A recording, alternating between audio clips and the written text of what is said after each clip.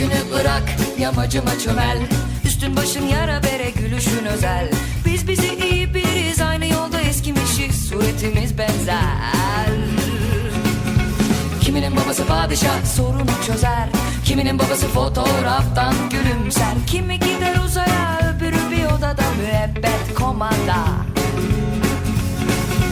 Her sabah yeni bir filme başladım. Farklı sonlar istesem de hep aynı finalle bitti. Sonra birden dank etti, dünyayı anladım. Aldım onu karşıma, anlatmaya başladım. Koca yaşlı şişko dünya,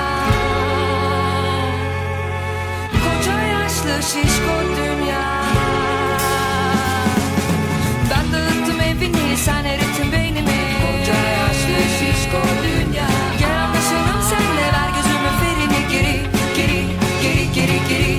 Ben dağıttım evini, sen erittin beynimi. Koca yaşlı şişko dünya.